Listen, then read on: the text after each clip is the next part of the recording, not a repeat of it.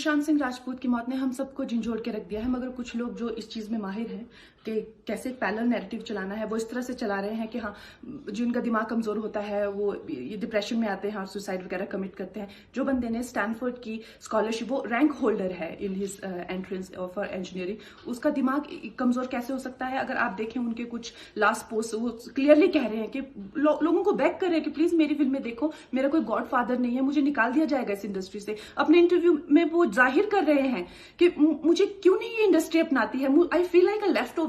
तो क्या इसमें इस हादसे की कोई बुनियाद नहीं है?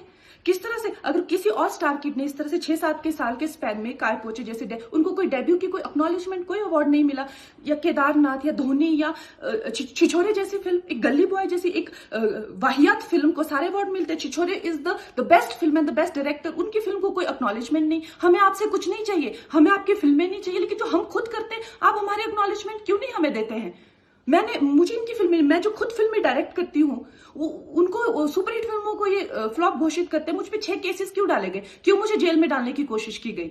और मुझे इनके जो चमचे जर्नलिस्ट हैं, वो सुशांत जैसे लोगों पे जो ब्लाइंड आइटम्स लिखते हैं कि वो साइकोटिक है, न्यूरोटिक है, एडिक्ट है। संजय दत्त की एडिक्शन तो आपको बहुत क्यूट लगती है।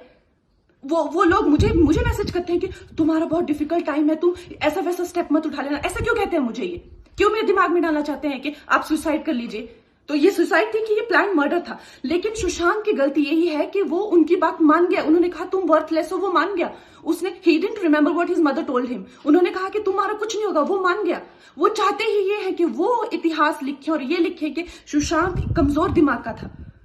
वो ये नहीं बताएंगे कि क्या सच्चाई क्या है। तो हमें ये डिसाइड करना है कि who will write the history, we will decide that.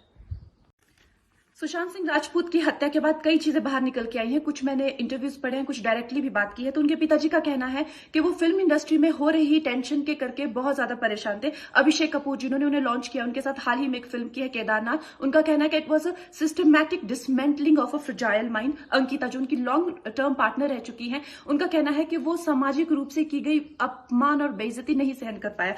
तो अब मैं आपको बताऊंगी कि मूवी माफिया ने ना कि सिर्फ उनको बैन किया था, सिस्टमैटिक डिसमेंटलिंग, कैसे कतरा कतरा करके उनका दिमाग तोड़ा गया है, उनको मारा गया है।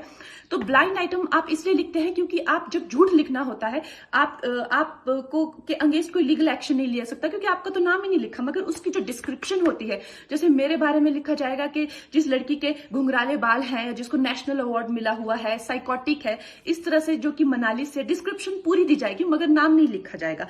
23 अगस्त 2017 को बॉलीवुड लाइव सुशांत के बारे में लिखता है कि वो जब भी सेक्स करता है तो सिर्फ अपने ही गाने सुनता है, वो सबसे बड़ा नार्सिसिस्ट है। 16 दिसंबर 2016 में मुंबई मिरर लिखता है कि सुशांत एक ट्रक ड्राइवर की तरह लगता है। 22 फरवरी 2019 को मुंबई मिरर लिखता है कि पार्टी में तमाशा करने के बाद सुशांत ने कांच की बोतल एक डायरेक्टर के सर पे दे मारी। 18 अक्टूबर 2018 को डीएनए लिखता है कि सुशांत ने अपने को एक्टर का रेप किया और वो मीटू के चलते अब जेल जा सकता है। और ऐसी न जाने कितने अनगिनत झूठ।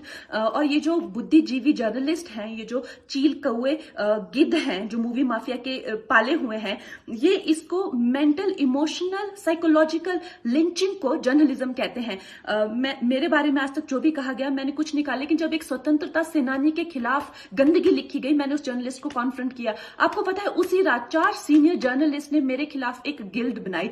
ऐलान किया गया कि इसकी फिल्म को बैन किया जाए, फ्लॉप किया जाए।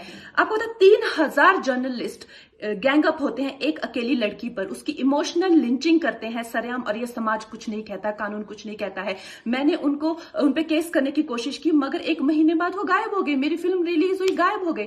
तो मेरा कहने का मतलब ये है कि अगर ये समाज जिस अन्याय की बुनियाद पर खड़ा है और कभी आवाज नहीं, आप ये पढ़ते हैं, चटकारे लेते हैं, कभी आपने सोचा है कि कभी नेपो किड्स के बारे में ये क्यों नहीं लिखा जाता है?